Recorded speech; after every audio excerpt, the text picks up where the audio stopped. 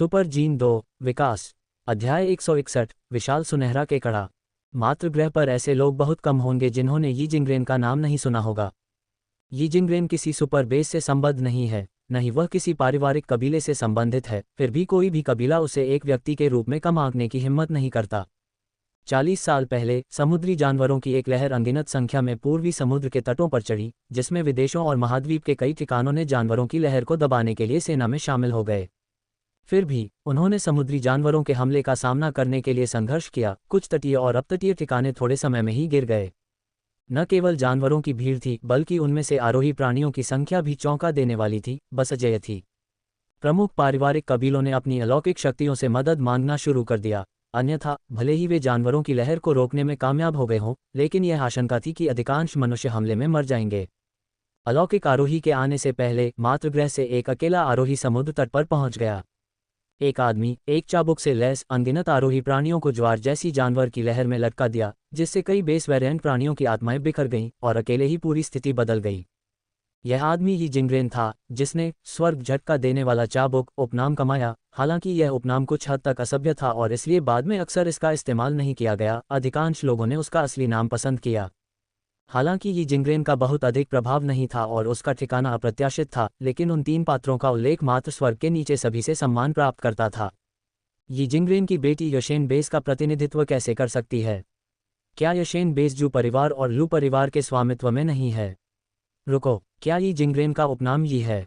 लिनशेन ने अचानक पूछा, जो एक मूर्खतापूर्ण प्रश्न की तरह लग रहा था। बेशक यी जिंग्रेन का उपनाम यी है। मोशेंकी ने लिनशेन को देखा, उसे थोड़ा बेवकूफ़ समझा। लिनशेन के दिमाग में स्पष्ट रूप से समस्या नहीं थी, वह अच्छी तरह से जानता था कि यी जिंग्रेन का उपनाम यी था। यशेन बेस के अंदर वही उपनाम वाले किसी और व्यक्ति को भी जानता था। मैडम, ये कोई रास्ता नहीं। मैडम, ये यी जिंग्रेन की बेटी है। लिनशेन अपने दिल में चौंक गया। मोशेंकी के निम्नलिखित शब्दों ने भी लिनशेन के अनुमान की पुष्टि की। यी जिंग्रेन की बेटी अब यशेन बेस में रहती है, और जबकि उसका नाम अज्ञात है, उसके पति का उपनाम ये होना चाहिए। वह वर्तमान में खुद को मैडम ये कहती है। लिनशेन की अभिव्यक्ति तेजी से अजीब हो गई, अब ये जानते हुए कि मैडम ये यी जिंग्रेन की बेटी थी और ये युजेंग यी जिंग्रेन की पोती थी। उसे आश्चर्य हुआ कि जब जेंग बुयुआन उसे परेशान करने आया था तो उसने भागने की जहमत क्यों उठाई थी। भले ही जेंग बुयुआन के शरीर के हर इंच में हिम्मत बंधी हो, लेकिन वह यी जिंग्रेन की बेटी के सामने बेशर्मी से पेश आने की हिम्मत नहीं करेगा। ये बिल्कुल हास्यास्पद है। जितना अधिक लिनशेन ने इसके बारे में सोचा, उतना ही उसे लगा कि वह उस समय अपने दिमाग से बाहर था। आखिर भागना क्यों? उसे ये यूजेन से पूछना चाहिए था कि उसके दादा कौन थे और उसी समय उन कोटुटेल को कसकर पकड़ लेना चाहिए था। लेकिन उस समय लिनशेन को इस बारे में कोई जानकारी नहीं थी, इसलिए उसे दोषी नहीं ठहराया जा सकता था। और परिणाम? वेई वुफू ने पूछा। परिणाम ये था कि तीनों उम्मीदवारों को 6-6 वोट मिले, कोई स्पष्ट विजेता नहीं था। अंत में 3 समूहों में विभाजित होने और रियल्म किंग ग्रह में प्रवेश करने का निर्णय लिया गया, जिसमें देवी कंसोर्ट जुओ किंगलोंग और हुआंग शियाओ प्रत्येक एक टीम का नेतृत्व करेंगे। मोशेंकी ने उत्तर दिया। स्थिति बहुत बुरी नहीं लग रही है। लिनशेन केवल मुख्य बल का अनुसरण करना चाहता था, उसे इससे कोई फर्क नहीं पड़ता था कि कमान किसके हाथ में है। अगली सुबह देवी कंसोर्ट का समर्थन करने वाले परिवार अपने म्यूटेटर की अच्छी संख्या के साथ सीकॉर्न बेस पर शिविर लगाने आए। वे ज्यादातर अलॉय म्यूटेटर थे, लेकिन क्रिस्टल आधारित वेरिएंट की भी कमी नहीं थी। लिनशेन ने एक त्वरित नज़र डाली। क्रिस्टल आधारित वेरिएंट का नेतृत्व ओयांग यूडू कर रहा था, जिसमें लगभग 300 लोग थे, जबकि 1000 से अधिक अलॉय म्यूटेटर थे। यदि अन्य 2 टीमों की संख्या लगभग समान है, तो इस अभियान के लिए मनुष्यों के पास लगभग 1000 क्रिस्टल आधारित व्यक्ति और 3 से 4000 अलॉय म्यूटेटर होंगे। सैनिकों की संख्या लगभग इतनी थी कि वे अल्ट्रा बर्निंग कोर की मुख्य सेना से टक्कर ले सकें, लेकिन अब 3 समूहों में विभाजित होने के कारण किसी भी एक इकाई के लिए अपने प्रतिद्वंद्वी की मुख्य सेना के खिलाफ अपनी स्थिति बनाए रखना मुश्किल हो सकता था। हालांकि लिनशेन को पता था कि अधिक हताहत होना उसके लिए फायदेमंद होगा, लेकिन वह नहीं चाहता था कि बहुत सारे मानव म्यूटेटर मरें। बाई शेनफेई प्रस्थान से पहले मंच पर भाषण दे रही थी। उसके पीछे ओयांग यूडू जैसे प्रमुख परिवारों के नेता खड़े थे, जो चांद के चारों ओर सितारों जैसी छवि बना रहे थे। लिनशेन ने अपने आसपास के कई लोगों को बाई शेनफेई की सुंदरता और ओयांग यूडू के आकर्षण दोनों पर अचंभित होते हुए सुना, और वह काफी उत्सुक हो गया, आखिर बाई शेनफेई कितनी सुंदर थी। भाषण समाप्त होने के बाद बाई शेनफेई ने कई म्यूटेटर को 10 दस्तों में विभाजित किया, प्रत्येक के लिए नेता नियुक्त किए। दस्ते के नेता ज्यादातर बड़े परिवारों से थे, जैसे कि ओयांग यूडू, और उनके दल के ज्यादातर सदस्य उनके अपने परिवारों से उत्परिवर्ती थे। बाई शेनफेई ने खुद भी एक दल का नेतृत्व किया जिसमें ज्यादातर सीकॉर्न बेस के उत्परिवर्ती शामिल थे, फिर भी उन्होंने इसमें लिनशेन और वेई वुफू को शामिल किया। एक बार जब दल संगठित हो गए तो रियल्म किंग कल्टीवेशन डिवाइस के फिर से सक्रिय होने का समय तेजी से नजदीक आ रहा था। बाई शेनफेई ने सभी को झील के किनारे ले जाया, जहां तक संभव हो सके टीमों के प्रवेश के बाद जल्दी से फिर से संगठित होने की सुविधा के लिए खड़े हुए। लिनशेन उत्सुक थे कि इस बार उन्हें कहां टेलीपोर्ट किया जाएगा। जीवित रहने की उनकी वर्तमान क्षमता के साथ ऐसा लग रहा था कि जीवित रहने में कोई कठिनाई नहीं होगी, चाहे स्थान कोई भी हो। जब रियल्म किंग कल्टीवेशन डिवाइस फिर से सक्रिय हुआ तो सभी को अपरिहार्य रूप से घबराहट महसूस हुई। लिनशेन ने एक बार फिर से चूसने की सनसनी महसूस की। दुनिया उनके चारों ओर बेहद असहज तरीके से घूम रही थी। इस डिवाइस का टेलीपोर्टेशन अनुभव उसकी घड़ी से कहीं कम सुखद था। जब लिनशेन जमीन पर उतरे तो उन्होंने अपने सामने परिचित दृश्य को पहचाना। समुद्र और समुद्र तट बिल्कुल वैसे ही थे जैसा उन्हें याद था। ये वही जगह है जहां मैं पहली बार आया था। लिनशेन ने अपना सिर घुमाकर पास के रीफ क्षेत्र को देखा। वेई वुफू उनसे ज्यादा दूर नहीं था और समुद्र तट म्यूटेटर से भरा हुआ था। सभी एक दूसरे के काफी नजदीक टेलीपोर्ट किए गए थे। बाई शेनफेई ने पहले ही सभा की कमान संभालनी शुरू कर दी थी और आसपास के म्यूटेटर इकट्ठा होने लगे थे। कुछ ही पलों में 200 से ज्यादा लोग इकट्ठा हो गए। ओयांग यूडू, मोशेंकी और अन्य जो टेलीपोर्टेशन के दौरान पास में खड़े थे, वे भी अपनी टीमों के साथ जल्दी से वहां पहुंच गए क्योंकि वे एक दूसरे से ज्यादा दूर नहीं थे। हालांकि समुद्र तट के कुछ क्षेत्रों में पहले से ही युद्ध की आवाजें आ रही थीं।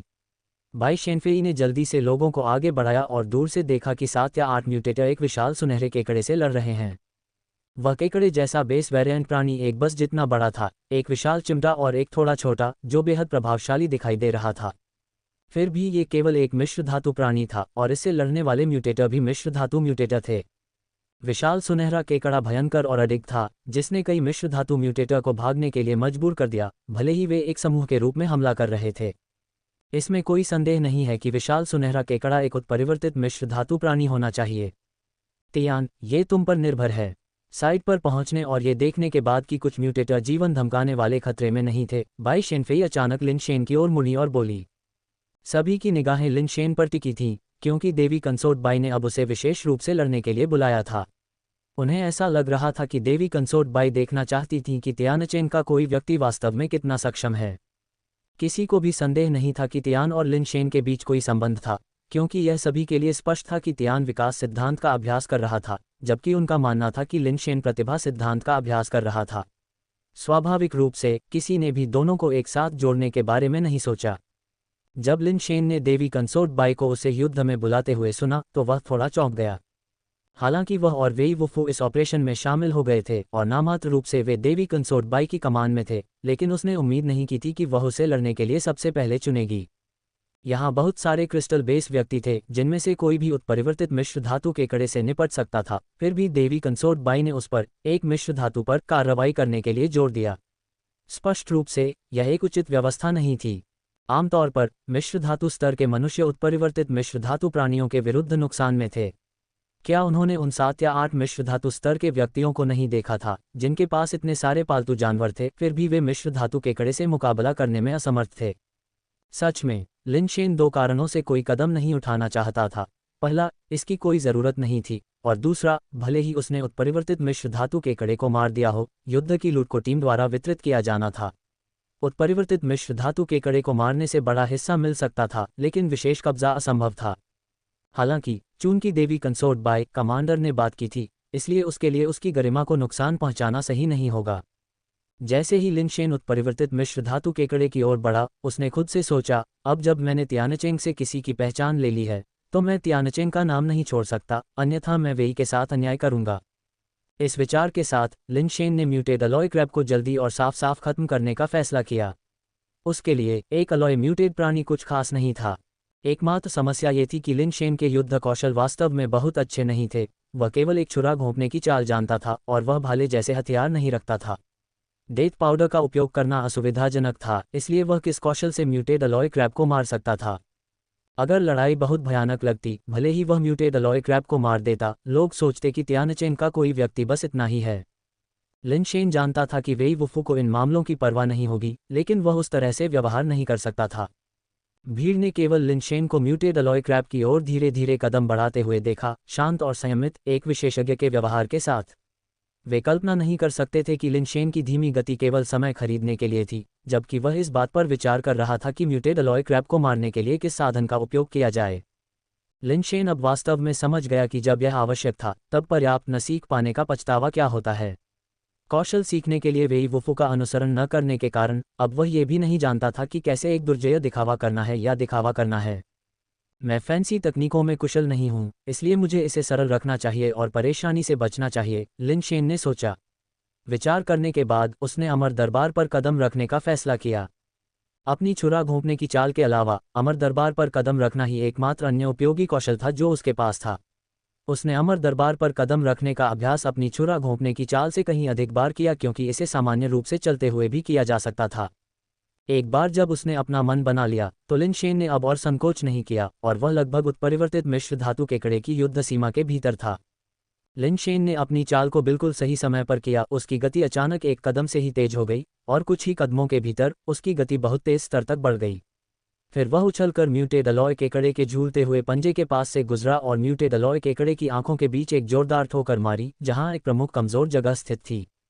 ये सुनिश्चित करने के लिए कि वह तियानचेन को शर्मिंदा न करे, लिन शेन ने पूरी तैयारी की।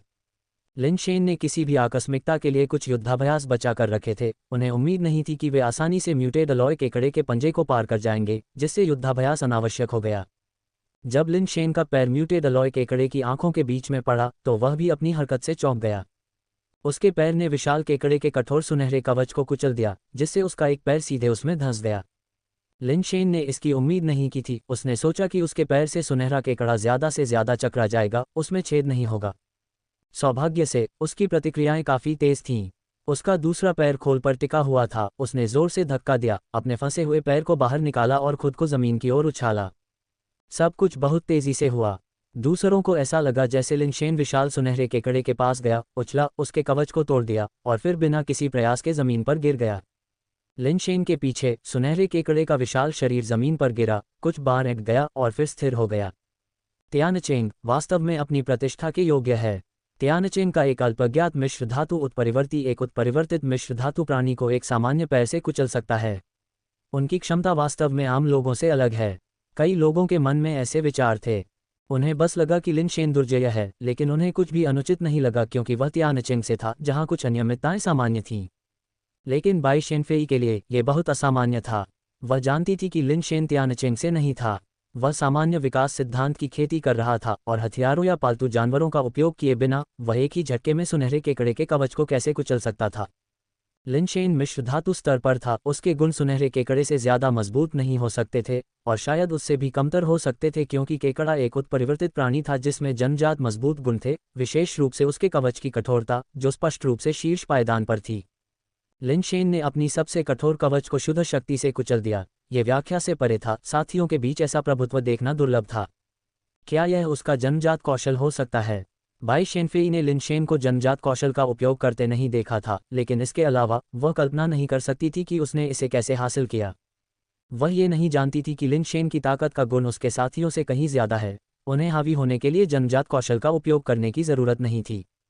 इस स्टॉम्प ने लिन शेन के अपने बल पर विश्वास को बढ़ाया और अमर न्यायालय पर कदम रखने की प्रभावशीलता, विशेष रूप से बाद वाले, जितना उसने सोचा था उससे कहीं ज्यादा उपयोगी थी। जो कमी थी वह थी केवल युद्ध का अनुभव। जब लिन शेन वापस लौटा तो आसपास के म्यूटेटर ने उसकी गर्मजोशी से तारीफ की और लिन शेन ने भी उतनी ही विनम्रता से जवाब दिया। बाई शेनफेई ने कुछ नहीं कहा और ओयांग युडू ने बिना कुछ कहे उसे केवल मुस्कुरा दिया। आत्मविश्वास। जब वह वेई वुफू के पास लौटा तो वेई वुफू ने केवल 2 शब्द बोले। लिन शेन ने सिर हिलाया। वह जानता था कि वेई वुफू उसके आत्मविश्वास की कमी पर टिप्पणी कर रहा था, लेकिन चूंकि यह उसका दुश्मन के खिलाफ पहली बार इस्तेमाल करने का मौका था और वह इसकी गहराई से अनजान था, इसलिए वह इतना आश्वस्त कैसे हो सकता था। फिर भी लिन शेन के स्टॉम्प ने तियानचेंग की प्रतिष्ठा को बनाए रखा और वेई वुफू को शर्मिंदा नहीं किया। उसे शायद ही पता था कि वेई वुफू गहरे विचारों में डूबा हुआ था। लिन शेन को अमर दरबार पर कदम रखते हुए देखने के बाद उसने महसूस किया कि लिन शेन की चाल तकनीक में बहुत क्षमता है, जिसे वास्तविक युद्ध के माध्यम से उत्तेजित किया जाना चाहिए। वेई वुफू ने पहले ही योजना बनाना शुरू कर दिया था कि उनकी वापसी पर लिन शेन की क्षमता को कैसे जगाया जाए। बाई शेनफेई की टीम काफी भाग्यशाली थी। अधिक खतरनाक तटीय क्षेत्र में टेलीपोर्ट होने के बावजूद उन्होंने बहुत अधिक लोगों को नहीं खोया। केवल 2 बदकिस्मत अलॉय म्यूटेटर समुद्र में गिर गए और इससे पहले कि वे समुद्र तट पर चढ़ पाते उन्हें कुछ अज्ञात प्राणियों द्वारा समुद्र की गहराई में खींच लिया गया।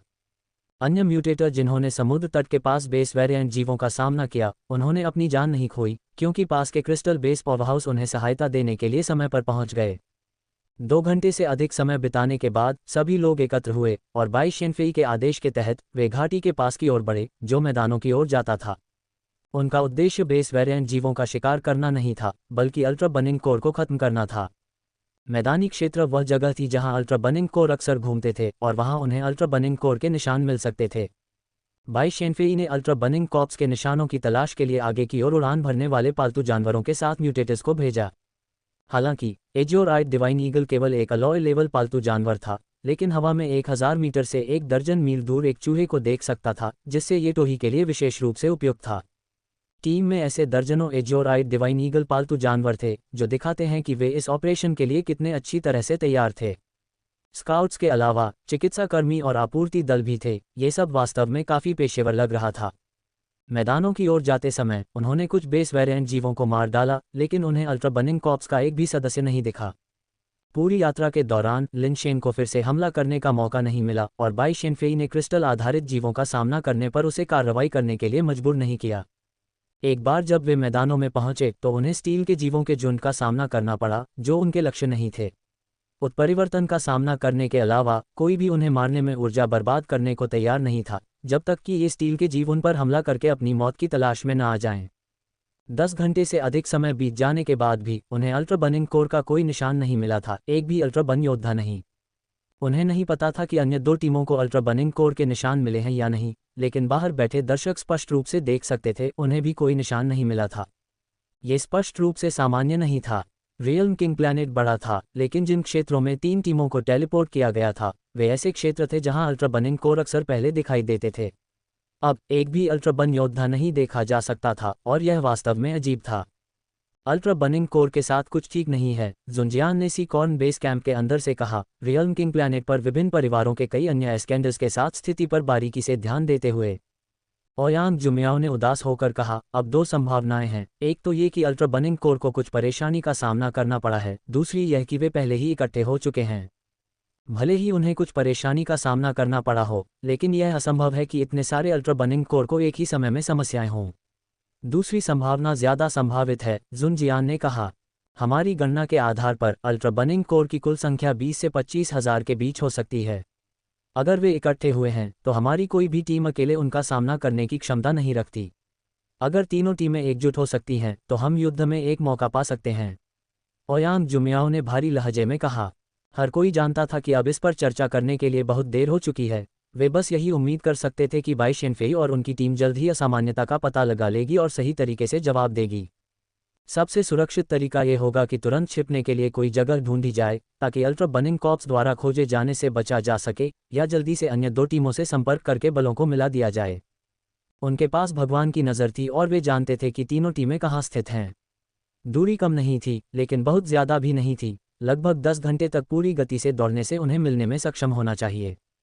हालांकि रियल्म किंग प्लैनेट की तीनों टीमों को पता नहीं था कि दूसरी टीमें कहाँ हैं, जिससे मिलना लगभग असंभव काम बन गया। इसलिए जुनजियान और ओयांग केवल यह उम्मीद कर सकते थे कि बाई शेनफेई और उनकी टीम विसंगतियों को नोटिस करेगी और टीम को छुपा लेगी। मानो उनकी प्रार्थना सुनकर बाई शेनफेई ने निराश नहीं किया और वास्तव में विसंगति का पता लगा लिया। बाई शेनफेई ने सभी टीम लीडरों को इकट्ठा किया और भारी भाव के साथ कहा, अब तक हम 17 घंटे से अधिक समय से मैदानों में हैं और हमें अल्ट्रा बनिंग कोर का कोई निशान नहीं मिला है, जो कुछ हद तक असामान्य है। मोशेंकी ने कहा, यह वास्तव में असामान्य है। यह एक ऐसा क्षेत्र है जहां अल्ट्रा बनिंग कोर अक्सर घूमता रहता है और इतने लंबे समय तक थोड़ा सा भी संकेत नहीं मिलना असामान्य है जब तक कि अल्ट्रा बनिंग कोर पहले से ही इस क्षेत्र से वापस नहीं आ गया हो। अन्यथा कोई समस्या होनी चाहिए। हो सकता है कि उन्होंने हमें देख लिया हो और स्वेच्छा से पीछे हट गए हों, किसी ने आशावादी रूप से कहा। हमारे रैंक में ओयांग यूडू और बाई शेनफेई के साथ उन लोगों का हमें देखते ही भाग जाना सामान्य बात है, एक अन्य टीम लीडर ने हंसते हुए कहा। रियल्म किंग टॉवर की नवीनतम रैंकिंग में कुल 3 लोग टॉवर की 9वीं मंजिल पर पहुंचे और इसके पुरस्कारों का दावा किया। उनमें से एक ओयांग यूडू और बाई शेनफेई थे, जबकि दूसरा ओ गुडे था, जो अल्ट्रा बन जनजाति से होना चाहिए। पिछली झड़पों के दौरान ओयांग यूडू और बाई शेनफेई दोनों ने व्यक्तिगत रूप से बिना किसी चोट के एक अल्ट्रा बन दस्ते का सफाया करने में कामयाबी हासिल की थी। उनका उन पर भरोसा पूरी तरह से बिना किसी कारण के नहीं था। हालांकि बाई शेनफेई ने इसे उस तरह से नहीं देखा और शांति से कहा, रियलम किंग ग्रह पर सभी ज्ञात क्षेत्रों में तटीय क्षेत्र उत्परिवर्ती संसाधनों में सबसे समृद्ध हैं। अल्ट्रा बन जनजाति के पास दूर के क्षेत्रों के लिए उस क्षेत्र को छोड़ने का कोई कारण नहीं है। इसके अलावा मैदानों के एक तरफ समुद्र और दूसरी दो तरफ पहाड़ और उसके आगे रेगिस्तान होने के कारण इनमें से कोई भी बड़े पैमाने पर सेना के युद्ध के लिए उपयुक्त नहीं है।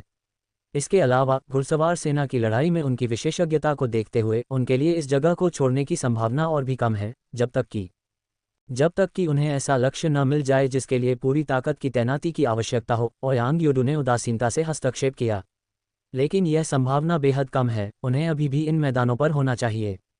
शायद उन्होंने अन्य 2 टीमों की खोज कर ली है और सभी वहां लड़ाई का समर्थन करने के लिए रैली कर रहे हैं, एक टीम लीडर ने जोर से सोचा। ये संभव है, लेकिन इसकी संभावना नहीं है। मोशेंकी को भी लगा कि अल्ट्रा बनिंग कोर को अभी भी मैदानों पर होना चाहिए। सभी को अपनी ओर देखते हुए देखकर बाई शेनफेई ने कहा, चलो स्काई स्टार स्लोप पर चलते हैं और अस्थायी रूप से खुद को वहां तैनात करते हैं। जो लोग बाई शेनफेई पर पूरा ध्यान दे रहे थे, जैसे कि जुन जियान और ओयांग जुमियाओ, उनके निर्णय को सुनकर बार बार सिर हिलाया और राहत की सांस भी ली। स्काई स्टार स्लोप मैदानों से जुड़े पहाड़ी दर्रे पर स्थित है और इसका रणनीतिक रूप से महत्वपूर्ण भूभाग है जिसका बचाव करना आसान है लेकिन हमला करना मुश्किल है। वहां बड़े पैमाने पर हमला करना मुश्किल होगा और बाई शेनफेई की टीम इसका बचाव करने में सक्षम थी। भले ही पूरा अल्ट्रा बनिंग कोर हमला करे, लेकिन स्काई स्टार स्लोप के भौगोलिक लाभ की बदौलत उनके लिए उल्टी गिनती समाप्त होने तक अपनी स्थिति बनाए रखना मुश्किल नहीं होगा।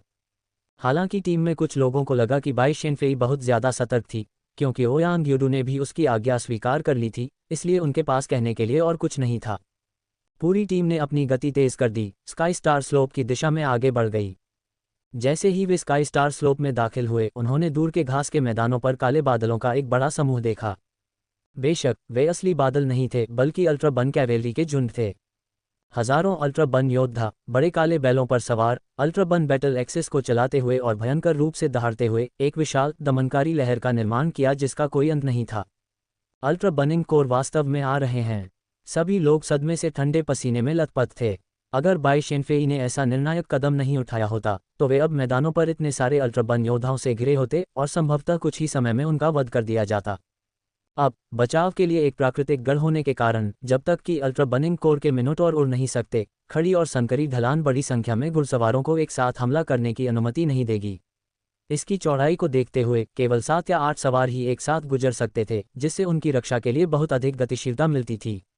जबकि विशाल अल्ट्रा बनिंग कोर को देखकर दूसरों के घुटने कमजोर हो गए। वेई वुफू की आंखें चमक उठी। वह बहुत लंबे समय से कोर के आने का इंतजार कर रहा था। वेई परिवार को कोई डर नहीं था और तियानचेंग में हर 2 से 3 दिन में एक जानवर की लहर आती थी जो इस तमाशे से कहीं अधिक शानदार थी। मनुष्य इस क्षेत्र को स्काई स्टार स्लोप कहते हैं क्योंकि यह स्काई स्टार घास के आकार के स्टील के पौधों से ढका हुआ है।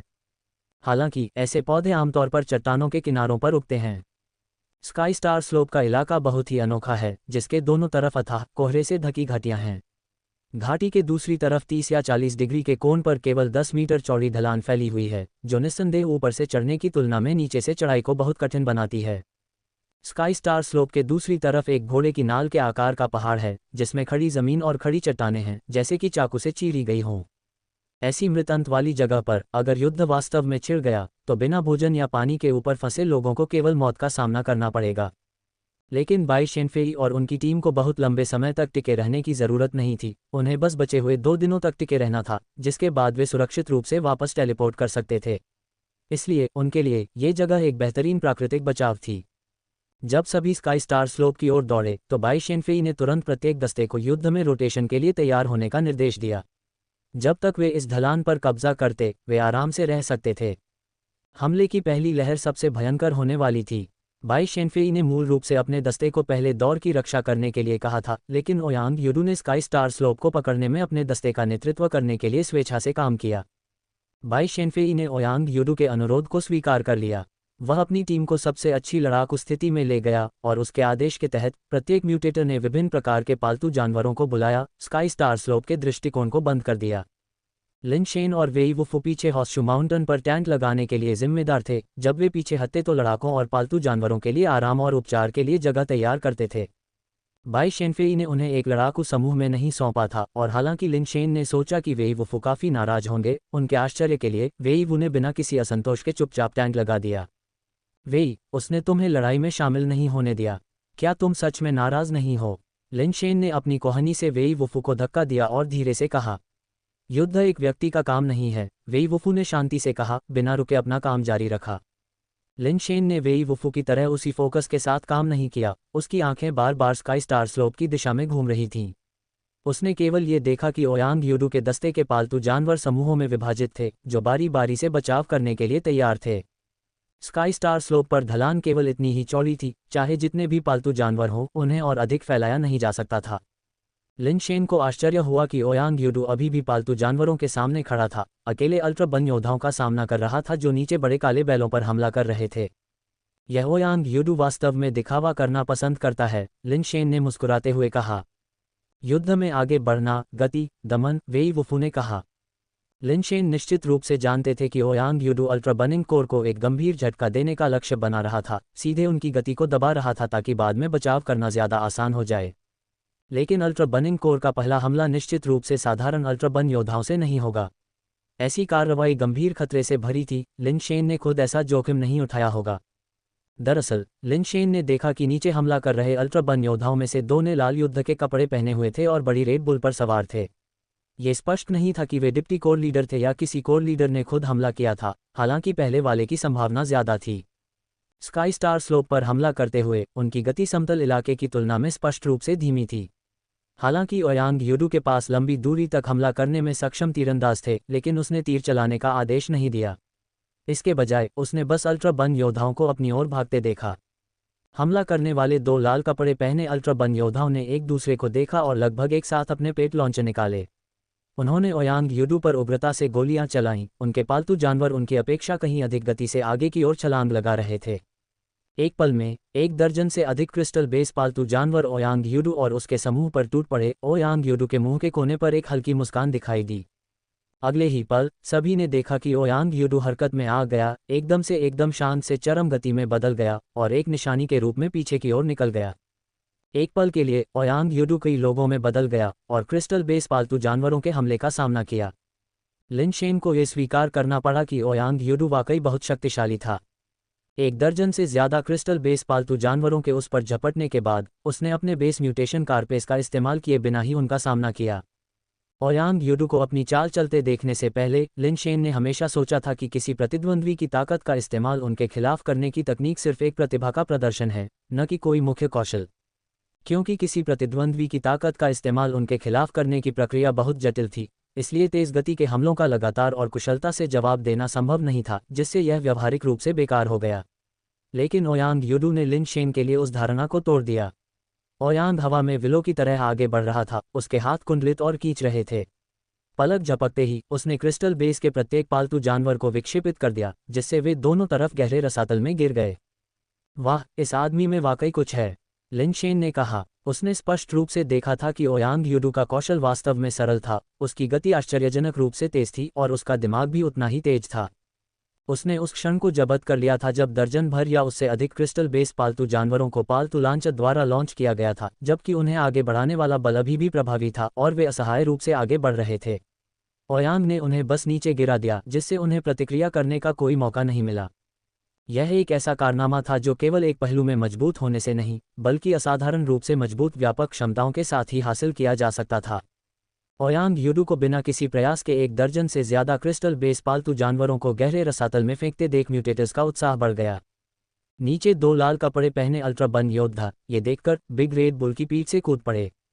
बेजोड़ क्रूरता के साथ लाल क्रिस्टल बैटल एक्सेस को चलाते हुए उन्होंने ओयांग यूडू पर हवा में ही हमला कर दिया। उनका इरादा दुश्मन के सामने सबसे पहले राजा को पकड़ना था।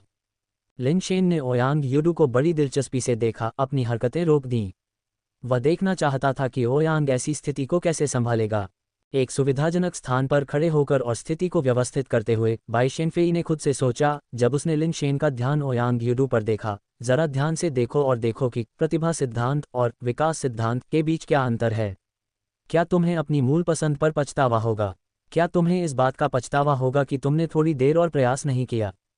जैसे ही दो लाल कपड़े पहने अल्ट्रा बन योद्धा अपनी विशाल कुल्हाड़ियों को हवा में चीरते हुए आए, क्रिस्टल बेस कारपेस ओयांग यूडू के शरीर पर दिखाई दिया।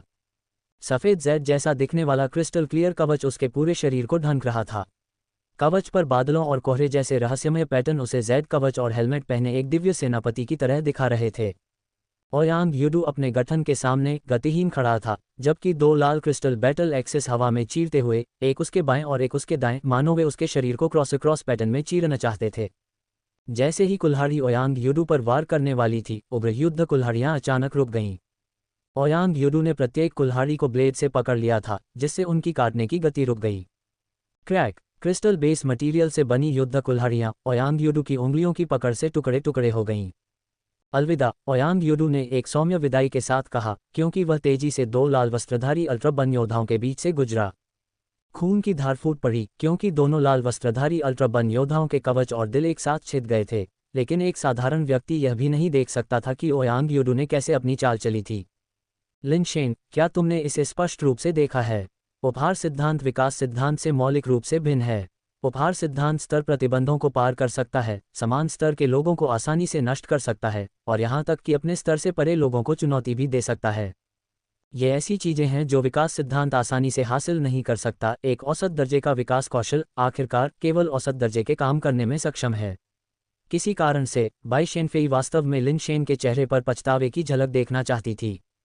दुर्भाग्य से लिन शेन का चेहरा एक छज्जा से ढका हुआ था, इसलिए किसी भी भाव को देखना असंभव था।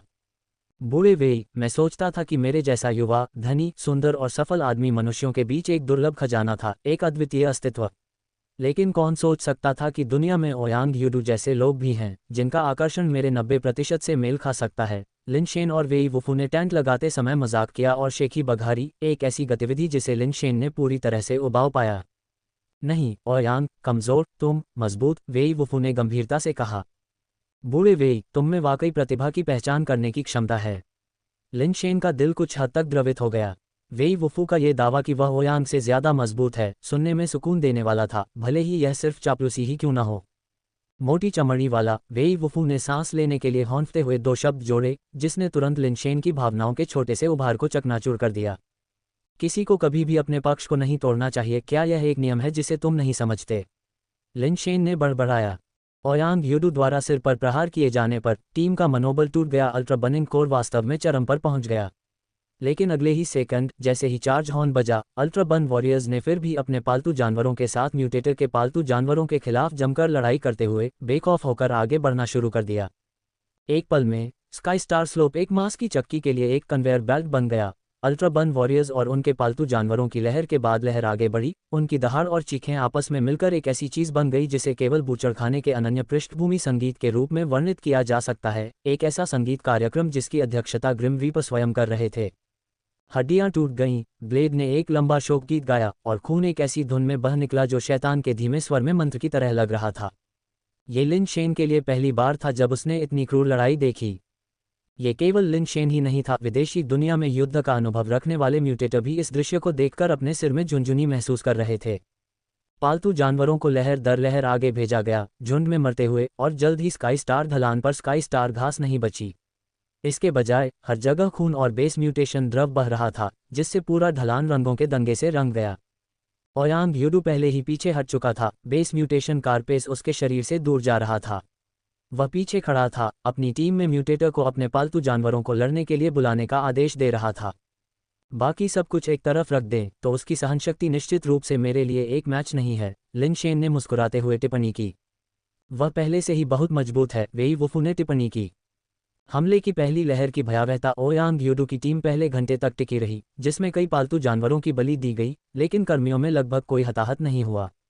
जैसे ही समय समाप्त हुआ, दूसरी टीम ने ओयांग यूडू की टीम से कमान संभालने के लिए हमला किया। अल्ट्रा बनिंग कोर के लगातार हमले का सामना करना जारी रखा। अल्ट्रा बनिंग कोर का आक्रमण एक पल के लिए भी नहीं रुका। वे समय के खिलाफ दौड़ रहे थे, मनुष्यों की 3 दिन की उल्टी गिनती समाप्त होने से पहले हर एक को मारने का प्रयास कर रहे थे। हर बार बलिदान जोड़ 1 की जानकारी लिन शेन के दिमाग में आती थी।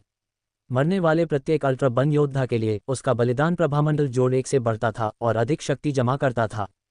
अल्ट्रा बन योद्धा, जैसे कि मृत्यु की अवधारणा से अनजान हो, बार बार स्काई स्टार स्लोप पर हमला करते रहे, लेकिन हर बार उन्हें पीछे हटना पड़ा। 1 दर्जन से अधिक घंटों के समर्थन के बाद और कई पालतू जानवरों के घायल या मारे जाने के बाद कुछ अंतराल केवल म्यूटेटर द्वारा भरे जा सकते थे। इस बिंदु पर उनके पक्ष में भी हताहत होने लगे। युद्ध की भयंकरता ने सभी दर्शकों के दिलों को भयभीत कर दिया। कुछ लोगों को पहले से ही यह चिंता होने लगी थी कि क्या बाई शेनफेई और अन्य लोग इस तरह के आत्मघाती हमलों के तहत उल्टी गिनती के अंत तक टिक पाएंगे। कुछ गड़बड़ है। मैंने पहले भी अल्ट्रा बन वॉरियर्स का सामना किया है और तथाकथित अल्ट्रा बनिंग कॉप्स तो बस तोप का चारा थे। उनमें से हर एक के लिए मौत के सामने इतना निडर होना असंभव है। उन्हें बार बार इस तरह के आत्मघाती हमले करने के लिए क्या प्रेरित कर रहा है? लिन शेन ने सोचा। ड्रम की आवाज़। वेई वुफू ने लिन शेन के बुदबुदाते शब्दों को सुनकर कुंजी को पहचाना। तभी लिन शेन को एहसास हुआ कि नीचे से जो ड्रम बज रहा था, जिसे उसने मनोबल बढ़ाने और दुश्मन को डराने के लिए इस्तेमाल किए जाने वाले सामान्य युद्ध ड्रम समझ लिया था, वह वास्तव में वही था। Backward backward backward. वेई वुफू के शब्दों को सुनकर लिन शेन को एहसास हुआ कि ड्रम की आवाज़ में कान से मिलने वाली आवाज़ से ज़्यादा कुछ हो सकता है। क्या अल्ट्रा बन वॉरियर्स के बीच ड्रम बजाने वाले को बाहर निकालने का कोई तरीका है? लिन शेन ने जोर से सोचा। अगर कोई उड़ सकता है तो शायद, वेई वुफू ने जवाब दिया। चूंकि लिन शेन उड़ नहीं सकता था, इसलिए उसके पास चुप रहने के अलावा कोई विकल्प नहीं था। चलो चलते हैं, हम ऊपर जा रहे हैं। वेई वुफू उठे और बाई शेनफेई की दिशा में आगे बढ़े। लिन शेन के पास उनका पीछा करने के अलावा कोई विकल्प नहीं था। वह भी जानता था कि उनकी स्थिति अच्छी नहीं दिख रही थी। लगभग 20 घंटे बीत चुके थे, अनगिनत अल्ट्रा बन योद्धा मारे गए थे, फिर भी अल्ट्रा बनिंग कोर ने अपना आक्रमण रोकने का कोई संकेत नहीं दिखाया। वे उनका सफाया करने के लिए दृढ़ थे। म्यूटेटर के लिए स्थिति अब उतनी आरामदायक नहीं थी। बहुत सारे पालतू जानवर मारे गए और म्यूटेटर की संख्या बढ़ती जा रही थी। यहाँ तक कि ओयांग यूडू, मोशेंकी और बाई शेनफेई जैसे शीर्ष स्तरीय म्यूटेटर भी कई बार लड़ाई में शामिल हुए, कई आक्रामक आक्रमणों का समर्थन किया और अपनी जमीन को खोने से बचाने के लिए कड़ी लड़ाई लड़ी। हालांकि उच्च तीव्रता वाले युद्ध के बीच उनकी ताकत बहुत तेजी से कम हो रही थी। शुरू में उनके बेस म्यूटेशन कार्पेस 2 या 3 घंटे तक चल सकते थे, लेकिन अब उन्हें लगभग 1 घंटे के बाद आराम करने और पोषण और बेस म्यूटेशन फ्लूइड की भरपाई करने के लिए पीछे हटना पड़ा। हालांकि पोषण और बेस म्यूटेशन फ्लूइड उन्हें पूरी तरह से बहाल नहीं कर सके, और जब वे अगली बार लड़ाई में अपनी बेस म्यूटेशन शक्तियों का इस्तेमाल करेंगे तो उनकी अवधि और भी कम होगी। हम लड़ाई में शामिल होने का अनुरोध करना चाहेंगे, वेई वुफू ने बाई शेनफेई से कहा। टीम में शामिल हो जाओ और लड़ो। बाई शेनफेई शुरू में नहीं चाहती थी कि लिन शेन और वेई वुफू लड़ें, लेकिन गंभीर स्थिति को देखते हुए रोटेशन में 2 और लोगों का मतलब होगा कि अन्य म्यूटेटर थोड़ा और आराम कर सकते हैं, जिससे उल्टी गिनती खत्म होने तक उनके बचने की संभावना बढ़ जाती है। लिन शेन ने एक गहरी सांस ली और बाई शेनफेई की टीम में शामिल हो गए। वे बचाव में घूमने वाले अगले व्यक्ति होंगे। लिन शेन ने जमीन पर पड़े एक बैटल एक्स को उठाया। इस तरह के हथियार हर जगह ढेर थे और उस समय कोई खास काम नहीं आए। लिन शेन ने जो चुना वह एक लाल क्रिस्टल बैटल एक्स था, जो डिप्टी कोर लीडर द्वारा इस्तेमाल की जाने वाली एक उच्च श्रेणी की वस्तु थी, जिसे लिन शेन ने पहले भी हासिल किया था और तियानचेंग ले जाने के लिए वेई वुफू को दिया था। ऐसी जीवन या मृत्यु की स्थिति में कोई भी अपरिचित हथियार का उपयोग नहीं करेगा। किसी को उस हथियार से लड़ना था जिसे वह सबसे अच्छी तरह जानता था, इसलिए किसी ने फेंके गए कुल्हाड़ियों को उठाने की जहमत नहीं उठाई, उन्हें एक तरफ ढेर कर दिया। लिन शेन की एकमात्र चाल एक जोड़ था, लेकिन इस तरह की लड़ाई में एक जोड़ बहुत प्रभावी नहीं था। एक महत्वपूर्ण प्रभाव डालने के लिए लॉन्ग स्पीयर टीम के एक समूह को एक साथ जोड़ लगाने की आवश्यकता होगी और एक व्यक्ति का प्रभाव सीमित था। तो लिन शेन के लिए यह मायने नहीं रखता था कि वह किस हथियार का इस्तेमाल करता है। ये सब सीधे लागू किए गए क्रूर बल के बारे में था। बैटल एक्स भी एक अच्छा विकल्प था, कम से कम यह एक क्रिस्टल बेस हथियार था। वेई, मुझे कुल्हाड़ी चलाने की कुछ व्यवहारिक तकनीकें सिखाओ, लिन शेन ने वेई वुफू से कहा, जो उसके बगल में खड़ा था। काट दो, बस इतना ही, वेई वुफू ने उदासीनता से कहा। बातचीत के बीच में रोटेशन का समय आ गया था। ऊपर की टीम पीछे हट गई और लिन शेन की टीम की बारी थी अपनी जगह पर खड़े होने की। वेई वुफू, अपनी पीठ पर गोल्डन क्रिस्टल ट्राइडेंट लटकाए हुए, उसे नीचे नहीं उतारा। लिन शेन की तरह उसने एक लाल क्रिस्टल बैटल एक्स पकड़ा और युद्ध के मैदान की ओर बढ़ गया। उसका पूरा शरीर क्रिस्टल की तरह बैंगनी कवच से ढका हुआ था। उसका मजबूत कद एक अल्ट्रा बन योद्धा के बराबर था और हाथ में एक विशाल लाल क्रिस्टल बैटल एक्स होने के कारण एक पल के लिए ये पहचानना मुश्किल था कि वह एक मानव म्यूटेटर था या एक अल्ट्रा बन योद्धा। लिन शेन उसके पीछे पीछे चल रहा था। हालांकि उसका कद वेई वुफू जितना प्रभावशाली नहीं था, फिर भी वह काफी आकर्षक था। हालांकि उसके हाथ में 2धारी कुल्हाड़ी बहुत बड़ी थी, जिससे वह उसकी मुट्ठी में कुछ हद तक अनुपातहीन लग रही थी।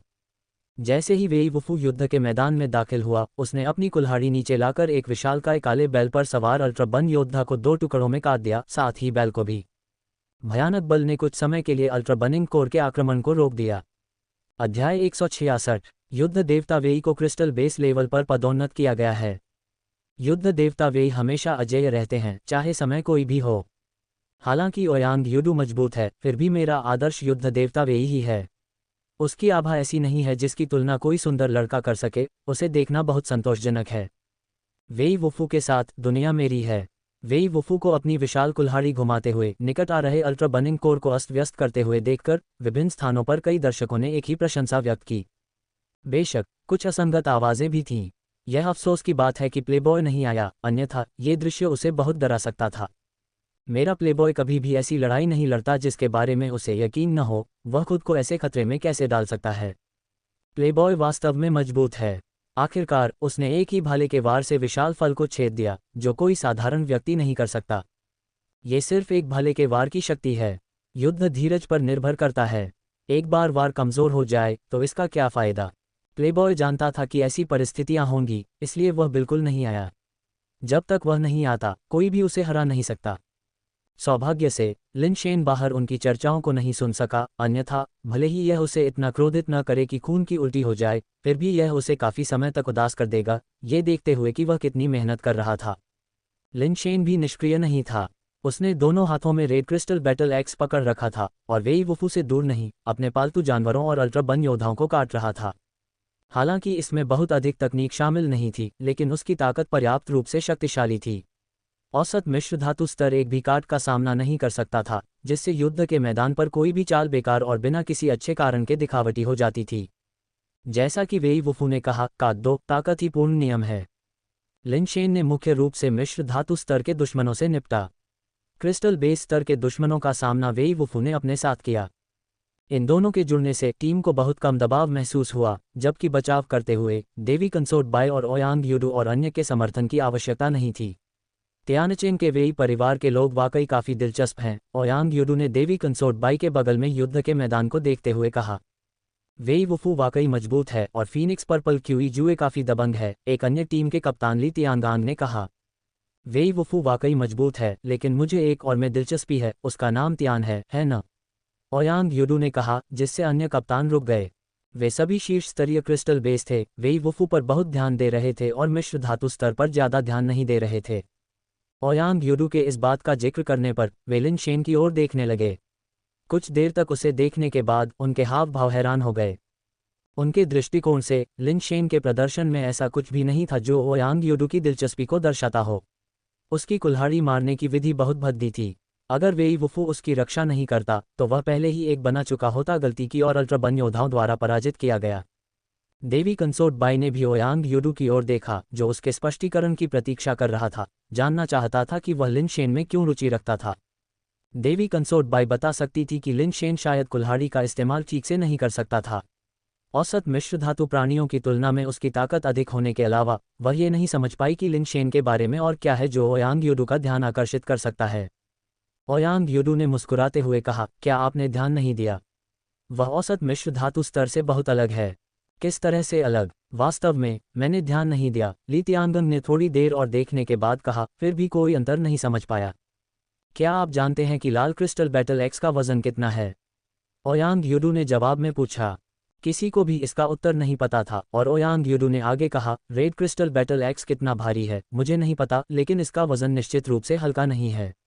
यहाँ तक कि अलॉय लेवल के अल्ट्रा बन योद्धाओं के लिए भी रेड क्रिस्टल बैटल एक्स का सीधे उपयोग करने के बजाय उनकी कुल्हाड़ियों के किनारों पर ही कुछ रेड क्रिस्टल सामग्री जड़ी होती है। इससे पता चलता है कि रेड क्रिस्टल बैटल एक्स ऐसा हथियार नहीं है जिसे अलॉय लेवल के लड़ाके आसानी से संभाल सकें, कम से कम लंबे समय तक तो नहीं। शायद ये सिर्फ इसलिए है क्योंकि रेड क्रिस्टल मटीरियल बहुत कीमती है और हर आम अल्ट्रा बन योद्धा को इससे लैस करने का कोई तरीका नहीं है न? ली तियांगंग ने कहा। ये संभव है, लेकिन मैंने पहले एक डिप्टी लीजन कमांडर को मारा हुआ देखा था और जब रेड क्रिस्टल बैटल एक्स का स्टार स्लोप पर गिरा तो अल्ट्रा बन योद्धा जो बाद में भागे उन्होंने जमीन पर पड़े रेड क्रिस्टल बैटल एक्स को उठाकर नहीं घुमाया, ओयांग युडू ने कहा। ली तियांगंग थोड़ा हैरान हुआ, इसका मतलब है ये तियान वाकई कुछ खास है। एकमात्र मिश्र धातु बेस म्यूटेटर जो इतने लंबे समय तक रेड क्रिस्टल बैटल एक्स को इतनी जोर से बार बार घुमा रहा है, उसके पास वाकई कुछ ताकत होनी चाहिए। ओयांग यूडू मुस्कुराया और बातचीत पर कब्जा कर लिया। मुख्य बात यह है कि वह कुल्हाड़ी का सही तरीके से इस्तेमाल करना भी नहीं जानता, उसका बल लगाने का तरीका बिल्कुल सही नहीं है, नहीं वह चतुराई से ताकत का इस्तेमाल करने में अच्छा है, जिसका मतलब है कि उसकी खपत और भी ज़्यादा है। मेरी राय में उसकी ताकत और सहनशक्ति एक सामान्य मिश्र धातु स्तर से कहीं ज़्यादा है, और यहाँ तक कि एक उत्परिवर्तित मिश्र धातु प्राणी में भी ऐसी ताकत और सहनशक्ति नहीं होगी। तो आप कह रहे हैं कि उसके पास किसी तरह का जन्मजात कौशल है जो ताकत और सहनशक्ति दोनों को बढ़ाता है। ली तियानगंग ने सोचा। दिलचस्प बात यह है कि अगर उसने जन्मजात कौशल का इस्तेमाल किया होता तो उसके शरीर में कुछ अजीबोगरीब बदलाव जरूर होते, लेकिन अब तक मैंने उसमें कोई असामान्य बदलाव नहीं देखा है। ओयांग यूडू ने कहा। उसकी नज़र लिन शेन पर कभी नहीं गई। यह असंभव है, जन्मजात कौशल का इस्तेमाल किए बिना एक मिश्र धातु स्तर में संभवतः उस तरह की ताकत नहीं हो सकती, ली तियानगंग ने बहुत दृढ़ता से कहा। असंभव। ओयांग यूडू ने कोई प्रतिबद्धता नहीं जताई। कुछ लोगों के बीच चर्चा के बाद लड़ाई देख रहे दर्शकों ने भी लिन शेन को नोटिस करना शुरू कर दिया। वास्तव में, जैसा कि ओयांग यूडू ने कहा, एक भी अल्ट्रा बन योद्धा नहीं मिश्र धातु स्तर लिन शेन के वार का सामना कर सकता था, बिना पीछे हटे या पलटवार करने की कोशिश किए और लिन शेन को अपना हाथ थामे रखने के लिए मजबूर किए बिना। कभी कभार मिश्र धातु, जो बेहतर नहीं जानता था, लिन शेन के साथ कुल्हाड़ियों से टकराता था, केवल लगातार पीछे धकेला जाता था, उसके पीछे अन्य अल्ट्रा बन योद्धाओं से टकराता था। कुछ दुर्भाग्यपूर्ण लोग सीधे रसातल में गिर गए।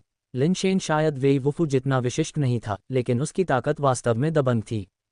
ओयांग यूडू की नज़र तेज है। अब मुझे एहसास हुआ कि यह तियान कितना शक्तिशाली है, व्यावहारिक रूप से समान स्तर के लोगों को एक ही शॉट में मात दे सकता है। आखिरकार वह तियानचिंग से है, इसमें हैरान होने की क्या बात है। अगर वह बैटल एक्स के साथ अच्छा नहीं है तो उसने इसे क्यों चुना? वह उस हथियार का उपयोग क्यों नहीं कर सकता जिसमें वह कुशल है? वह विकास सिद्धांत का अभ्यास करता है न? क्या विकास सिद्धांत इतना शक्तिशाली है?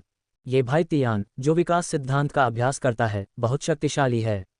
मैं फिर से विकास सिद्धांत पर स्विच करने पर विचार कर रही हूँ।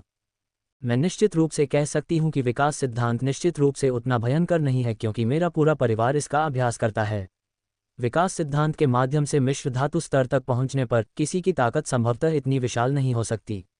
उसने एक शक्तिशाली बेस म्यूटेशन एग चुना होगा और कुछ बेस चेंज टैलेंट प्राप्त किया होगा जो ताकत को बढ़ाता है। यह एक बहुत बड़ी दुविधा है, मुझे पति के रूप में किसे चुनना चाहिए, ओयांग यूडू या युद्ध देवता वेई। ये तियान भी बहुत अच्छा लगता है, एक संभावित डार्क हॉर्स। एक निश्चित अटारी पर एक युवा लड़की ने स्वप्निल रूप से सोचा। हालांकि दिखावट न्याय है, इस बार ओयांग यूडू ने गलती की होगी। एक सहज कौशल का उपयोग किए बिना मिश्र धातु स्तर की ताकत इतनी मजबूत नहीं हो सकती। भीड़ चर्चाओं से भरी हुई थी और अब गार्ड रोटेशन का समय था। जैसे ही अगली टीम आगे बढ़ी, लिन शेन ने पीछे हटने और आराम करने का इरादा किया, लेकिन वेई वुफू पीछे हटने के इरादे से सामने खड़ा था। अनुरोध लड़ने के लिए। वेई वुफू की आवाज़ लोहे की तरह दृढ़ थी। अगर यह शुरुआत में होता तो वेई वुफू का लड़ने का अनुरोध लोगों को लगता कि वह सिर्फ दिखावा करने की कोशिश कर रहा है। लेकिन अब जब हर कोई थकने लगा था, घायलों की संख्या बढ़ रही थी और पालतू जानवर लगभग मर चुके थे, तो कौन थोड़ा और आराम नहीं करना चाहेगा? आने वाली टीम के समर्थन के साथ इस समय लड़ाई जारी रखने के लिए वेई वुफू का अनुरोध उन्हें केवल आभारी ही बनाएगा। वेई वुफू एक के बाद एक राउंड के लिए सबसे आगे खड़े रहे। उनके red crystal double edge battle axe का इतना अधिक उपयोग किया गया था कि वह टूट गया था और हैंडल टूट गया था। उन्होंने एक अल्ट्रा बन योद्धा के हाथों से बैटल एक्स छीन लिया, जो उन पर झपट पड़ा और बैकहैंड से बेतहाशा वार करना जारी रखा। हावी प्रभुत्व में बेजोड़ फॉर्मेशन के सामने खड़े होने मात्र से वेई वुफू ने एक ऐसे व्यक्ति की आभा बिखेरी जो 10,000 के खिलाफ अपनी जमीन पर डटे रह सकता था। सिर्फ वेई वुफू की मौजूदगी की वजह से दूसरी तरफ से आक्रमण बहुत कम तीखा लग रहा था। वास्तव में मैं रो रो कर मर रहा हूँ। वेई परिवार के लोग वास्तव में रोने के लिए बहुत आसान हैं। स्वर्ग के नीचे अनगिनत नायक हैं, लेकिन वुफू जैसा सिर्फ एक ही है। क्या इसी तरह से वेई परिवार ने 200 से ज्यादा सालों तक बचाव किया है? ओयांग यूडू, बाई शेनफेई, मोशेंकी, वे सभी बहुत शक्तिशाली हैं, लेकिन मैंने तय किया है, मेरा आदर्श केवल युद्ध देवता वेई है।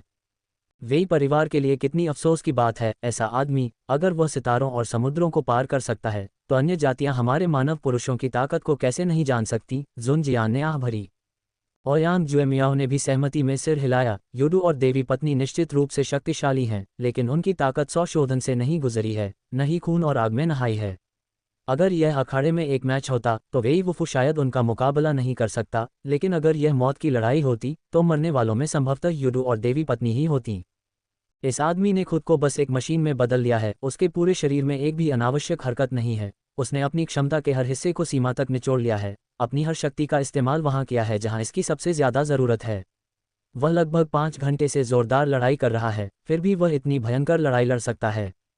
अगर यह युडू और देवी कंसोर्ट होते तो इस तीव्रता के तहत वे शायद 2 घंटे भी नहीं टिक पाते, जुन जियान ने भी प्रशंसा के साथ कहा।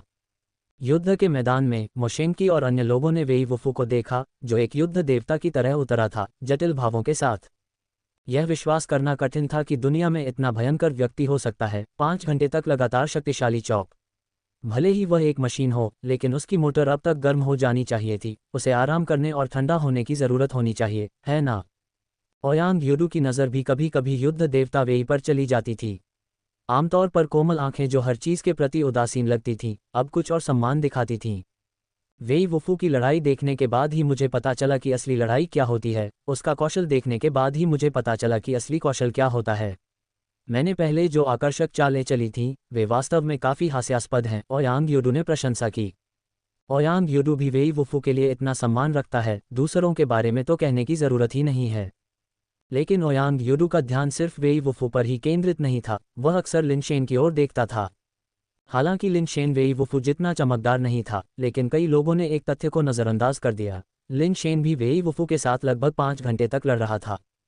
बेशक लिनशेन वेई वुफू के संरक्षण में लड़ रहा था, अलॉय लेवल के पालतू जानवरों और अल्ट्रा बन योद्धाओं का सामना कर रहा था, और वह अक्सर आराम करने के लिए सुस्त हो जाता था, वेई वुफू के विपरीत जो हमेशा सबसे आगे खड़ा रहता था। फिर भी इतनी भीषण लड़ाई में लगातार 5 घंटे तक लड़ पाना आश्चर्यजनक था। कुछ म्यूटेटस को स्थिर खड़े रहकर 5 घंटे तक बेस म्यूटेशन बनाए रखना मुश्किल लगता है, इस तरह से लड़ना तो दूर की बात है। ओयांग युडू ने सिर्फ यही नहीं देखा, बल्कि यह भी देखा कि इन 5 घंटों में लिनशेन ने सिर्फ रेड क्रिस्टल बैटल एक्स का इस्तेमाल किया। यह हथियार क्रिस्टल बेस लेवल वालों के लिए था और एलॉय लेवल वालों के लिए थोड़ा ज़्यादा भारी था, जिससे लिनशेन की थकावट बढ़ जाती। फिर भी अब तक ओयांग युडू ने लिनशेन को थकावट के कोई लक्षण नहीं दिखाते देखा था। हालांकि वेई वुफू की बैटल एक्स टूट जाने के बाद लिनशेन ने अपनी खुद की रेड क्रिस्टल बैटल एक्स वेई वुफू को दे दी थी और इस्तेमाल करने के लिए एलॉय से सजा हुआ क्रिस्टल बैटल एक्स उठा लिया था। वह तियान काफ़ी दिलचस्प है, बस उसकी लड़ाकू प्रतिभा में थोड़ी कमी है। इतने लंबे समय तक लड़ने के बाद भी उसकी कुल्हाड़ी चलाने की क्षमता अभी भी उतनी अच्छी नहीं है, ओयांग युडू ने मुस्कुराते हुए कहा और युद्ध के मैदान की ओर चल पड़ा। भाई वेई, तुमने अपना मज़ा ले लिया है न? मेरे हाथ बहुत खुजली कर रहे हैं, मुझे भी कुछ मज़ा लेने दो, ओयांग युडू ने वेई वुफू के पीछे से आते हुए कहा।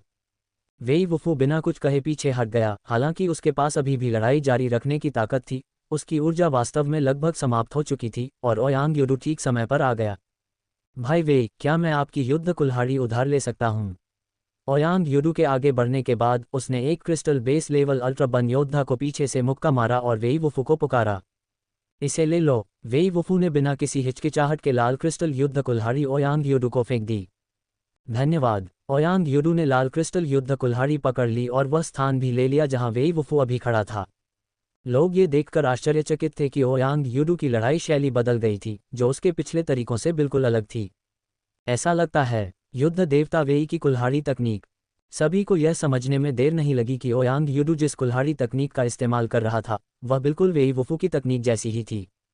यहाँ तक कि आभा और लड़ाई कौशल भी एक जैसे थे। केवल इतने लंबे समय तक वेई वुफू को लड़ते देखने से ओयांग युडू वेई वुफू की कुल्हाड़ी तकनीक सीखने में कामयाब हो गया था। कौन कहता है कि मिस्टर तियान निष्पक्ष हैं? मैं आधे दिन से देख रहा हूं और अभी भी इसे समझ नहीं पाया हूं। फिर भी ओयांग युडू पहले से ही इसका इस्तेमाल कर सकता है, और आप मुझसे जन्म से समानता के बारे में बात करते हैं, किसी ने कड़वी मुस्कान के साथ कहा। ली तियांगंग ने प्रशंसा में कहा, ओयांग युडू की प्रतिभा वास्तव में असाधारण है। इसके बाद ऐसा लगा कि यह ओयांग युडू के प्रदर्शन का समय बन गया है। वेई वुफू की लड़ाई तकनीकों के साथ वही कर रहे हैं जो वेई वुफू ने किया था। दूसरों को विकास के लिए खून खराबे और आंसुओं की जरूरत होती है, लेकिन ओयांग युडू के विकास के लिए बस एक नज़र की जरूरत थी। बाई शेनफेई ने लिनशेन और ओयांग युडू को साथ साथ लड़ते हुए देखा। उसकी भावनाएं कुछ जटिल थीं। ये किसी के लिए भी स्पष्ट था कि ओयांग युडू की प्रतिभा लिनशेन से कहीं बेहतर थी। लिनशेन ने इतने लंबे समय तक वेई वुफू के साथ लड़ाई की थी, हालांकि अब वह आसानी से युद्ध कुल्हाड़ी चला सकता था, फिर भी यह वेई वुफू की तुलना में बहुत कमतर था। ओयांग यूडू ने केवल वेई वुफू को लड़ते हुए देखा था और फिर भी वेई वुफू के युद्ध कौशल का सार सीख लिया था, प्रतिभा में स्वर्ग और पृथ्वी का अंतर। लेकिन किसी कारण से बाई शेनफेई अंदर से लिन शेन को इस तरह नहीं देखना चाहती थी, शायद उसे खुद भी एहसास नहीं हुआ था कि वह लिन शेन को मजबूत देखना पसंद करती है। तियान, हम एक सौदा क्यों न करें? लड़ाई के दौरान ओयांग यूडू ने लिन शेन से बात की। युद्ध के मैदान में बहुत शोर था, लेकिन उसकी आवाज़ लिन शेन के कानों तक पहुंची। हालांकि जो लोग थोड़ी दूर थे वे इसे नहीं सुन सकते थे और दर्शक शब्दों को स्पष्ट रूप से नहीं समझ सकते थे, क्योंकि युद्ध का मैदान वास्तव में बहुत शोर था। क्या बात है? लिन शेन ने उस समय निराश महसूस करते हुए लापरवाही से पूछा। अभी कुछ समय पहले वह वेई वुफू के साथ वापस जाना चाहता था, लेकिन वेई वुफू ने उसे रोक दिया, ये कहते हुए कि उसे अपनी सीमाओं का पता लगाने के लिए लड़ाई जारी रखने की आवश्यकता है, जो भविष्य में उसके विकास के लिए फायदेमंद होगा। मैं तुम्हें एक तकनीक सिखाऊंगा, गारंटी है कि तुम इसे सीखोगे, बदले में तुम मुझे बताओ कि तुम इतने लंबे समय तक कैसे टिक सकते हो। ओयांग यूडू ने अपनी कुल्हाड़ी के कुछ झटकों से एक अल्ट्रा बन योद्धा को काटने के बाद कहा, यह एक आदमी की प्रतिभा है, तुम नहीं समझोगे। लिन शेन ने लड़ते हुए कहा। ओयांग यूडू से कोई भी तकनीक सीखने में कोई दिलचस्पी नहीं थी। अगर उसे युद्ध कौशल सीखना था तो वह वेई वुफू के पास जाएगा। जहां तक ओयांग यूडू की बात है, वह सिर्फ एक नकलची था। लिन शेन वास्तव में उसे बहुत सम्मान नहीं देता था। बेशक मुख्य कारण ये था कि वह सीखना नहीं चाहता था। जब युद्ध कुल्हाड़ी जैसे हथियारों की बात आई तो लिन शेन वास्तव में दिलचस्पी नहीं रखता था। उसने युद्ध से निपटने के लिए केवल वेई वुफू की कुछ चालों की नकल की थी, जिसका उद्देश्य उसमें महारत हासिल करना नहीं था, बल्कि बस पर्याप्त रूप से कुशल होना था। मैं अपने उत्परिवर्तित क्रिस्टल बेस पालतू जानवर को आपके रहस्य के साथ बदल दूंगा, आपको बस मुझे ये बताना होगा कि यह कैसे किया जाता है, बस इतना ही। कुछ भी देने की जरूरत नहीं है। ओयांग यूडू अभी भी लगातार बोल रहा था। कोई सौदा नहीं। लिन शेन ओयांग यूडू पर और अधिक शब्द बर्बाद करने के लिए बहुत आलसी था, उसने सीधे मना कर दिया। अभी लिन शेन अपने स्वयं के परिवर्तनों को महसूस कर रहा था, उसके पास उसके साथ बातचीत करने का समय कहाँ था। अप्रत्याशित रूप से तीव्र युद्ध ने विकास सिद्धांत के संचालन को भी ट्रिगर किया था, जो लिन शेन की अपेक्षाओं से कुछ हद तक परे था। मूल रूप से जब उसकी शारीरिक शक्ति बहुत कम हो गई थी तो लिन शेन ने पीछे हटने या सुपर बेस पैटर्न का उपयोग करने के बारे में सोचा था, लेकिन उसके आश्चर्य के लिए विकास सिद्धांत शुरू हो गया। लगातार लड़ाई के दौरान उसके शरीर को मजबूत और उत्परिवर्तित कर रहा था, जिससे उसका शरीर लंबे समय तक लड़ाई के लिए अधिक अनुकूल हो गया। मुख्य रूप से ये सहनशक्ति की वृद्धि थी। जब उसने पहले बैटल एक्स को लगातार घुमाना शुरू किया तो उसकी मांसपेशियों में आसानी से दर्द होने लगा, लेकिन विकास सिद्धांत के प्रभावी होने के बाद उसकी मांसपेशियां जल्दी थकती नहीं थीं।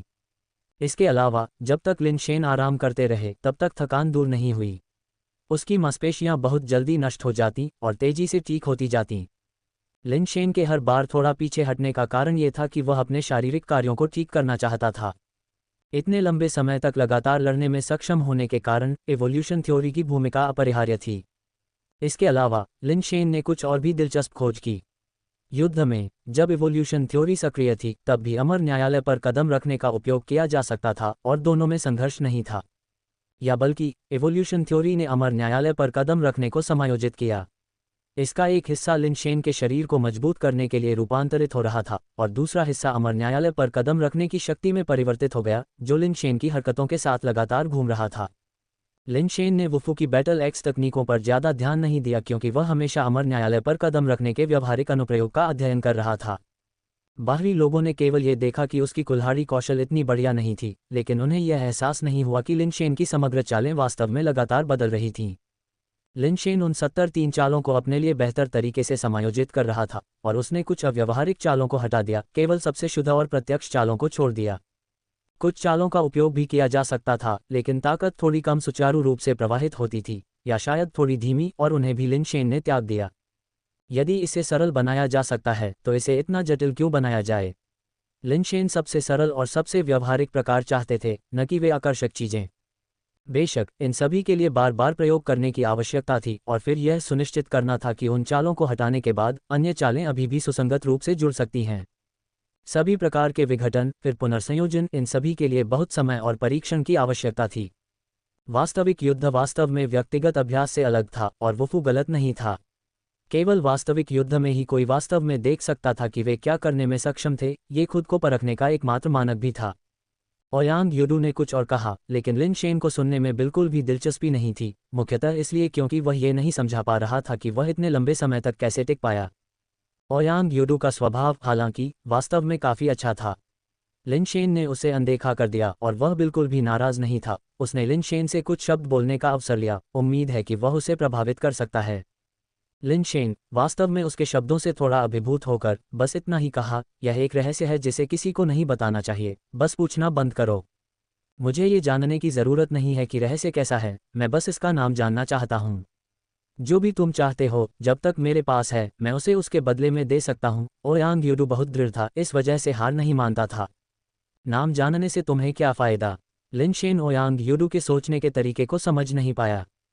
बेशक यह उपयोगी है, कम से कम मुझे पता है कि यह कोई जन्मजात प्रतिभा नहीं है जिसे बाद में गढ़ा जा सकता है। भले ही मैं आपकी विधि का उपयोग न कर पाऊँ, फिर भी मैं दूसरों की तलाश कर सकता हूँ।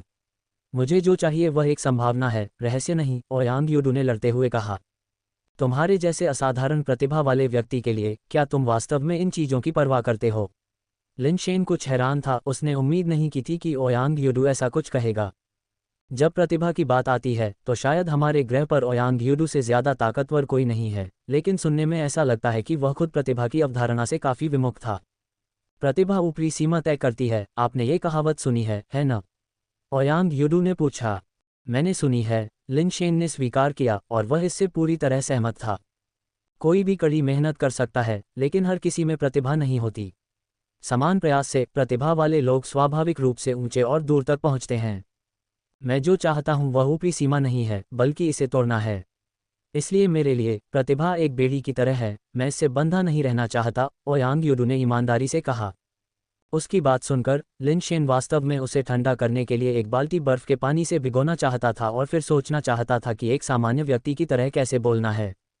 ये किसी ऐसे व्यक्ति की तरह है जो एक डेकाथलीट है, अच्छा दिखने वाला, आकर्षक, सक्षम, बुद्धिमान, भावनात्मक रूप से बुद्धिमान और अविश्वसनीय रूप से भाग्यशाली भी है। संक्षेप में हर चीज़ में अच्छा है। और फिर जब कोई उसकी तारीफ करता है कि वह कितना अच्छा है, तो वह गहराई से जवाब देता है, नहीं, मैं इतना अच्छा नहीं हूँ, मैं अपने पेट में बच्चे पैदा नहीं कर सकता। लिन शेन बस इतना ही कहना चाहता था, क्या ये सामान्य बात नहीं है कि एक पुरुष के पास वह कार्य न हो? आप पहले से ही हर चीज़ में अच्छे हैं, क्या आपको महिलाओं की भूमिकाएं भी संभालनी होंगी? क्या आपको कोई शर्म नहीं है? जहाँ तक ओयांग यूडू की बात है, लिन शेन वाकई अवाक रह गया। अगर उसके पास ओयांग यूडू जैसी ही प्रतिभा होती तो वह कभी भी ऐसे मामलों में अपना समय बर्बाद नहीं करता, नहीं वह प्रतिभा सिद्धांत सीखने की जहमत उठाता। वह बस एक आसान उच्च स्तरीय विकास कौशल चुनता और सहजता से आगे बढ़ता, सभी के द्वारा पूजित एक प्राचीन पूर्वज बन जाता जो अपने लिए उपलब्ध हर चीज़ के साथ आराम से रहता। प्रतिभा सिद्धांत सीखने की इतनी परेशानी क्यों उठानी है? प्रतिभा सिद्धांत उसी स्तर पर अपराजय हो सकता है, लेकिन यदि आप उच्च स्तर पर हैं तो आप अभी भी उनसे आसानी से निपट सकते हैं, है न?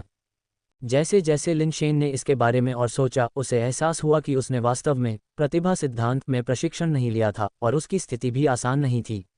विकास सिद्धांत का अभ्यास करना आसान नहीं था, वैसे भी।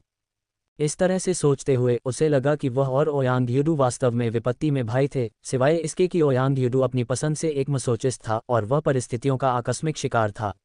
दोनों की अपनी अपनी कठिनाइयाँ थीं। ठीक है, मैं आपको बताता हूँ, ये बाद में सीखा गया था। हालांकि ये तरीका आपके लिए उपयुक्त नहीं है, आपको कुछ और सोचना चाहिए, लिन शेन ने कहा। मुझे बस इतना ही सुनना था। मुझे बताओ कि तुम क्या चाहते हो, जब तक मेरे पास है, ओयांग यूडू ने प्रसन्नतापूर्वक उत्तर दिया। उसकी असीम उदारता को देखकर मानो उसके पिता ब्रह्मांडीय सम्राट हों और पूरा ब्रह्मांड उसके परिवार का हो। लिन शेन ने चिढ़कर उत्तर दिया, क्या तुम मुझे बाई शेनफेई भी दोगे? ओयांग यूडू ने हंसते हुए कहा, यदि तुम बाई शेनफेई चाहते हो तो जाओ और उसके लिए खुद लड़ो, वह देने के लिए मैं नहीं हूँ। क्या तुम दोनों स्वर्ग में बनी जोड़ी नहीं हो? तुम्हें इसकी परवाह नहीं है? लिन शेन हैरान रह गया।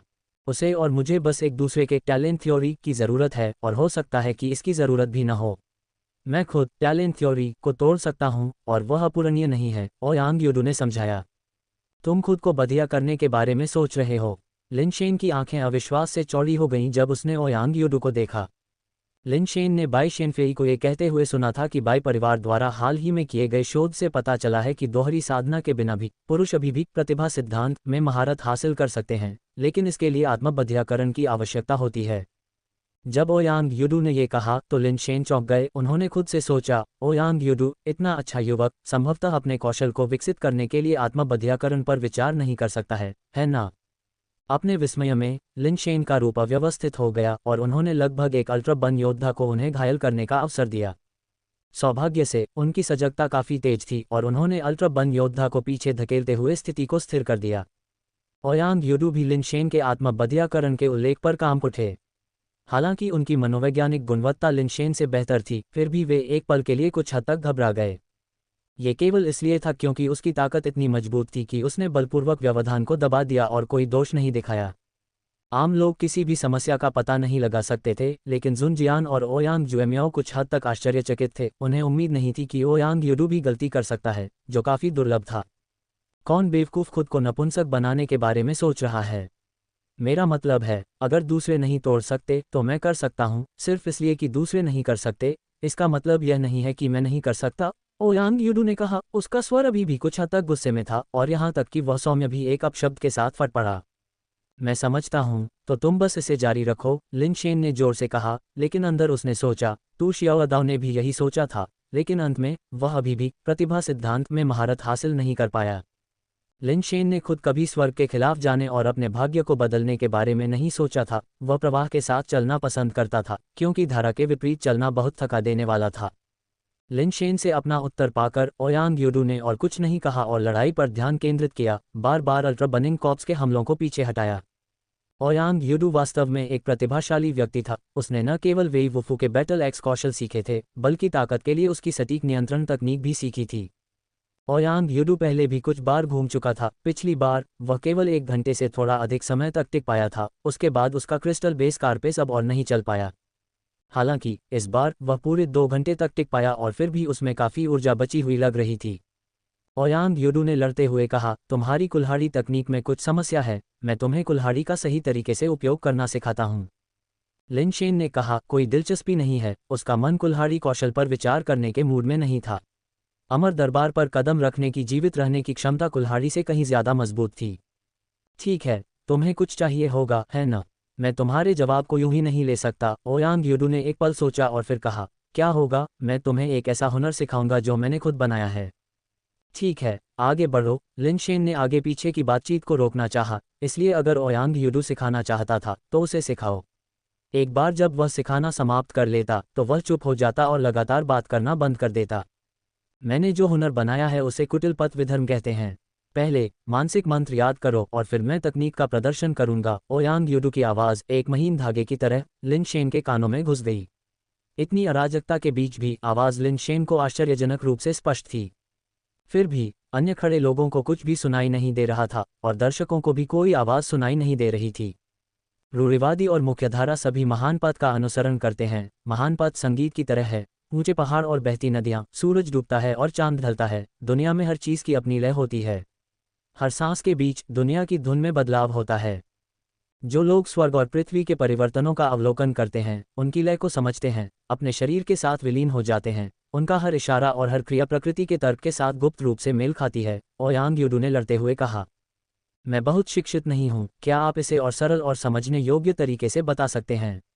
लिन शेन ने आह भरी। ओयांग यूडू की मंत्रोच्चार जैसी भाषा ने उसका सिर घुमा दिया।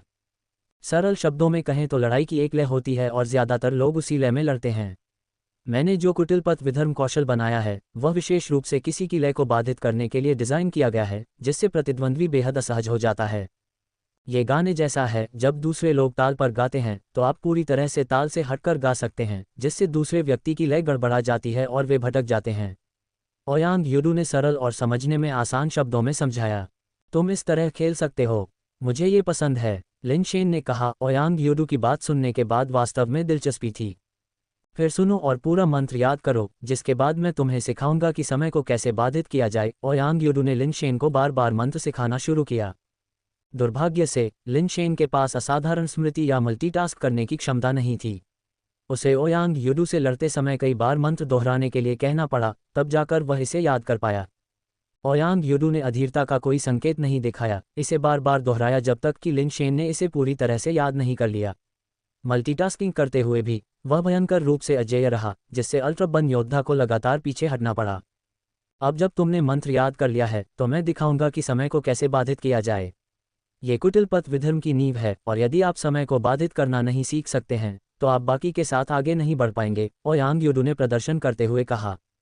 उनकी उपस्थिति बदल गई और उनकी कुल्हाड़ी तकनीक अब वेई वुफू की व्यापक और विस्तृत शैली से मिलती जुलती नहीं थी, हर बार समयबद्ध और विचित्र तरीके से कोणीय था। न केवल वह अल्ट्रा बन योद्धा जिससे वह लड़ रहा था, बल्कि लड़ाई देखने वालों को भी अविश्वसनीय रूप से अजीब लगा। इसे कैसे कहें, यह एक ऐसी फिल्म देखने जैसा था जहां ऑडियो ट्रैक और दृश्य सिंक से बाहर हैं, बस थोड़ा सा अलग है, जो दर्शकों को बहुत असहज महसूस करा सकता है। यदि दर्शकों को असहज महसूस हुआ तो विरोधियों को और भी बुरा लगा। अपनी कुल्हाड़ी के कुछ ही सहज वार से ओयांग यूडू ने एक क्रिस्टल बेस अल्ट्रा बन योद्धा को नीचे गिरा दिया। दिलचस्प, मुझे ये चीज़ वाकई पसंद है। जैसे जैसे लिन शेन देखते गए, उन्हें कुटिल पथ विधर्म कौशल में और भी अधिक दिलचस्पी होती गई। वह वास्तव में सामान्य शुष्क चीज़ों में कोई रुचि नहीं जगा सकता था, लेकिन इस कौशल जैसी दिलचस्प चीज़ के साथ लिन शेन असाधारण रूप से केंद्रित था। ओयांग यूडू ने लिन शेन को प्रभावी ढंग से समय को बाधित करने का तरीका बताते हुए और अपनी कुछ अंतर्दृष्टि और अनुभवों को साझा करते हुए समझाया। थोड़ी देर सुनने के बाद लिन शेन को और अधिक उत्साह महसूस हुआ, जब तक कि वह खुद इसे आजमाने से खुद को रोक नहीं सका। अल्ट्रा बन योद्धा जो लिन शेन के साथ युद्ध कुल्हाड़ियों से टकरा रहा था, उसने अचानक पाया कि जैसे ही उसने अपनी कुल्हाड़ी वापस खींची थी और अभी तक फिर से हमला करने की शक्ति नहीं जुटाई थी, लिन शेन की कुल्हाड़ी ने उसे काट दिया। चौंका देने वाला, वह घबरा गया और लिन शेन ने कुछ भयावह झटकों के साथ तेजी से उसका सिर काट दिया। ओयांग यूडू ने हल्के आश्चर्य में देखा, ये देखकर कि लिन शेन कुल्हाड़ी कौशल के मामले में धीमी गति से सीखता था और उसकी याददाश्त बहुत अच्छी नहीं थी। ओयांग यूडू ने सोचा कि लिन शेन को कुटिल पथ विधर्म सीखने में काफ़ी समय लगेगा। उसे आश्चर्य हुआ कि लिन शेन को कुटिल पथ विधर्म की तकनीकों का वास्तव में उपयोग करने में बहुत समय नहीं लगा। हालांकि यह केवल सबसे बुनियादी प्रवेश स्तर की तकनीक थी और इसका उपयोग काफ़ी मोटे तौर पर किया गया था, ये वास्तव में सही था और इसका प्रभाव काफ़ी महत्वपूर्ण था। आकर्षक, आप वास्तव में एक आकर्षक व्यक्ति हैं। ओयांग यूडू मुस्कुराए बिना नहीं रह सका। ऐसा कौशल बनाने के लिए आप भी एक बेहद दिलचस्प व्यक्ति हैं। लिन शेन भी हंसे। अरे, क्या वे दोनों बातें कर रहे हैं? अंत में किसी ने देखा कि लिन शेन और ओयांग यूडू लड़ते हुए बात कर रहे थे, हालांकि यह स्पष्ट नहीं था कि वे क्या कह रहे थे। ओयांग यूडू ने कुछ समय के लिए कुटिल पथ विधर्म कौशल का उपयोग किया, लेकिन फिर रुक गया और वेई वुफू के कौशल का उपयोग करने लगा। क्योंकि उसकी शारीरिक शक्ति एक समस्या बनने वाली थी, कुटिल पथ विधर्म का उपयोग करने से उसकी थकावट की दर में तेजी आएगी और उसका युद्ध समय कम होगा। वर्तमान परिस्थितियों में उसे बहुत मजबूत होने की कोई आवश्यकता नहीं थी, लेकिन लंबे समय तक टिकने की क्षमता आवश्यक थी। हालांकि लिन शेन को इतनी चिंता करने की जरूरत नहीं थी। उसकी शारीरिक शक्ति अभी भी प्रचुर थी और सुपर बेस पैटर्न को सक्रिय किए बिना भी उसकी बेस म्यूटेशन शक्ति समान रूप से पर्याप्त थी। मिश्र धातु स्तर पर चढ़ने के बाद उसका बेस म्यूटेशन कारपेस दुनिया से ऊर्जा को अवशोषित कर सकता था, यद्यपि कम मात्रा में। आखिरकार कारपेस पर उकेरी गई चित्रलिपि का अभी भी कुछ प्रभाव था, भले ही वे पूरी तरह से सक्रिय न हों। लिन शेन कुछ हद तक कुटिल पथ विधर्म का अभ्यास करने के आदी थे, लगातार यह पता लगाते रहते थे कि अपनी चालों के समय का कैसे फायदा उठाया जाए। हर छोटी छोटी नई जानकारी उसे बहुत उत्साहित करती थी। उसे पता नहीं था कि ओयांग यूडू पहले ही 3 राउंड झेल चुका था और 3 घंटे तक अखाड़े में लड़ चुका था। सिद्धांत रूप में ओयांग यूडू की वर्तमान स्थिति को देखते हुए ये तथ्य कि वह 3 घंटे और टिक सकता था पहले से ही आश्चर्यजनक था। लेकिन जब उसने अभी भी जीवंत लिन शेन को देखा तो उसकी अभिव्यक्ति कुछ अजीब हो गई। लिन शेन वेई वुफू के साथ लड़ने के लिए आया था और जबकि वेई वुफू 3 घंटे के लिए आराम करने के लिए नीचे चला गया था, लिन शेन को बिल्कुल भी कोई समस्या नहीं थी। यहाँ तक कि उसे लिन शेन की शारीरिक और बेस म्यूटेशन ताकत की स्थायित्व कुछ हद तक भयावह लगी। तुम नीचे जाओ, मैं ऊपर जाता हूँ। वेई वुफू फिर से आया और ओयांग यूडू की जगह ले ली। जैसे ही ओयांग यूडू अखाड़े से बाहर निकला, ज़्यादातर लोगों ने कुछ असामान्य नोटिस करना शुरू कर दिया। वह तियान, लगता है कि वह पहली बार वेई वुफू के साथ आया था, है न? वेई वुफू बीच में आराम करने के लिए नीचे गया था, लेकिन वह नीचे नहीं गया, है न? उसकी सहनशक्ति वाकई बहुत अच्छी है न? इसे आप अल्ट्रा लॉन्ग स्टैंड बाय कहते हैं। वेई वुफू ऊपर जाता है, उसके बाद ओयांग यूडू ऊपर जाता है, फिर ओयांग यूडू की जगह फिर से वेई वुफू आ जाता है, लेकिन वह हमेशा से वहीं रहा है। ये कितना टिकाऊ है! यहाँ तक कि बेहतरीन कर्मचारी भी उसके जितना लचीला नहीं होते। उसे विकास सिद्धांत का अभ्यास करना चाहिए, है न? क्या विकास सिद्धांत इतना टिकाऊ है? ... बाई शेनफेई और अन्य लोगों ने भी लिन शेन को देखा। मोशेंकी ने आश्चर्य व्यक्त किया, तियान की सहनशक्ति इतनी मजबूत है। कितने घंटे हो गए हैं?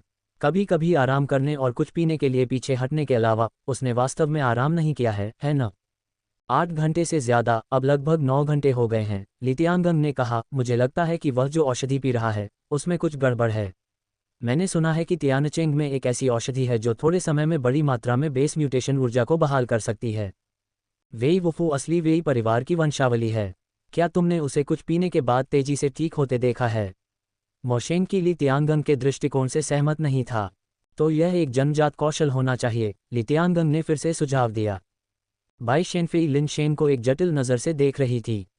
वह भी लिन शेन की ताकत और सहनशक्ति से हैरान थी, जो वास्तव में असाधारण थी। लेकिन उसने नहीं सुना था कि विकास सिद्धांत का अभ्यास करने से ऐसे प्रभाव होंगे, और वह आश्चर्यचकित थी कि लिन शेन ने ये कैसे हासिल किया। क्या विकास सिद्धांत उसे भी खिलने में सक्षम बना सकता है?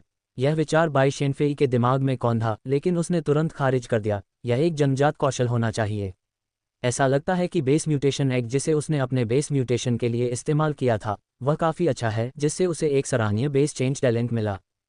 दूसरों को लगा कि लिन शेन की बेस म्यूटेशन टैलेंट मजबूत थी, जो गलत नहीं था, लेकिन समस्या ये थी कि उसने अभी तक अपनी बेस म्यूटेशन टैलेंट का इस्तेमाल भी नहीं किया था। लिन शेन ओयांग यूडू द्वारा बनाए गए क्रुक्ड पाथ हेरेसी से बेहद प्यार करता था। जितना अधिक उसने इसका इस्तेमाल किया, उतना ही वह कुशल होता गया। बैटल एक्स का प्रत्येक झटका उसके विरोधियों के लिए बेहद असुविधाजनक था, जिससे वे अजीब और परेशान दोनों महसूस करते थे। दूसरों को जो असुविधा होती है, वह लिन शेन की सबसे बड़ी सांत्वना है। उसकी कुल्हाड़ी लगातार घूमती रही। उसने जितने एलॉय पैच और अल्ट्रा बर्न वॉरियर्स को काटा, उनकी गिनती नहीं की जा सकती। स्काई स्टार स्लोप पर चट्टानों का मूल रंग अब दिखाई नहीं दे रहा था। सौभाग्य से दोनों तरफ की खायाथाह गहरी थी, जिससे कई लाशें उसकी गहराई में गिर गईं, अन्यथा ढेर में पड़ी लाशें अब तक छोटी छोटी पहाड़ियों का रूप ले चुकी होतीं। कई लोगों ने तियान में दिलचस्पी लेना शुरू कर दिया था, ये सोचकर कि वह और कितने समय तक टिक सकता है। लिन शेन के 10 घंटे तक डटे रहने के बाद उसके लिए एक बाहरी उपनाम पहले ही उभर कर आ चुका था, परपेचुअल मोशन तियान।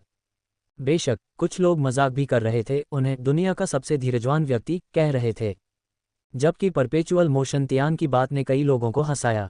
मौजूदा स्थिति आशावादी नहीं थी, जिसमें अधिक पालतू जानवर मर रहे थे और अधिक लोग घायल हो रहे थे।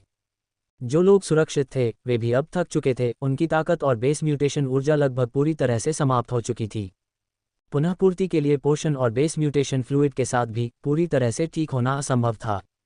केवल साधारण म्यूटेटर ही नहीं, बल्कि बाई शेनफेई और ओयांग यूडू जैसे पावरहाउस भी युद्ध में निरंतर समर्थन से बेहद थक चुके थे। उनके पास अपनी खर्च की गई ताकत और बेस म्यूटेशन शक्ति को पूरी तरह से बहाल करने का कोई तरीका नहीं था। पहले से ही हमारे अपने 1 दर्जन से अधिक लोग मर चुके थे, और मरने वालों की संख्या अभी भी बढ़ रही थी। हम कई बार अल्ट्रा बर्निंग कॉर्प्स द्वारा लगभग खत्म हो चुके थे। अगर बाई शेनफेई और ओयांग यूडू जैसे पावरहाउस का समय पर समर्थन नहीं होता, तो शायद हम पहले ही अल्ट्रा बर्निंग कॉर्प्स द्वारा खत्म हो चुके होते। समय बीतता गया, हर पल एक पीड़ा थी। बस और 14 घंटे टिके रहने के लिए, चाहे कुछ भी हो। मोशेंकी ने एक बार फिर एक टूटे हुए सेक्शन का समर्थन करते हुए एक crystal base level ultra burn योद्धा का सामना किया। उसकी तलवारबाजी अप्रत्याशित थी, लेकिन उसकी अत्यधिक थकावट के कारण उसकी हरकतें काफ़ी धीमी हो गई थीं। कई वार करने के बाद उसने आखिरकार अल्ट्रा बर्न योद्धा को मार गिराया। हर कोई थक गया था, और जैसे जैसे घायलों की संख्या बढ़ती गई और मरने वालों की संख्या बढ़ती गई, युद्ध में शामिल होने के लिए कम लोग उपलब्ध थे। कुछ हल्के से घायल म्यूटेटर उपचार प्राप्त करने के बाद एक बार फिर से लड़ने के लिए अपनी बारी लेने के अलावा कोई विकल्प नहीं था। एक और भीषण 5 घंटे के बाद स्काई स्टार स्लोप के नीचे से एक असामान्य गड़बड़ी आई। बाई शेनफेई और अन्य लोगों ने जल्दी से दूरबीन पकड़ी और देखा, और यह नज़ारा देखकर उनके चेहरे पीले पड़ गए। स्काई स्टार स्लोप के नीचे 16 ग्रेट रेड बुल नाइट्स दिखाई दिए, प्रत्येक लाल युद्ध हेलमेट और कवच में क्रिस्टल बेस योद्धाओं के रूप में रेड क्रिस्टल बैटल एक्सेस का उपयोग करते हुए। उनके पीछे crystal base level ultra burn योद्धाओं की एक बड़ी संख्या थी। हालांकि वे 16 ग्रेट रेड बुल नाइट्स की क्षमताओं से मेल नहीं खा सकते थे, लेकिन उनकी संख्या निराशा में डालने के लिए पर्याप्त थी। बहुत पीछे की ओर देखो, ओयांग यूडू ने दूरबीन का उपयोग नहीं किया, बल्कि बोलने से पहले आंखें सिकोड़कर देखा। बाई शेनफेई, मोशेंकी और अन्य लोगों ने अल्ट्रा बर्निंग कोर के पीछे की ओर देखने के लिए अपनी दूरबीनों का उपयोग किया। अल्ट्रा बर्न कैवेलरी का एक दल देखा जो काफ़ी अजीब था।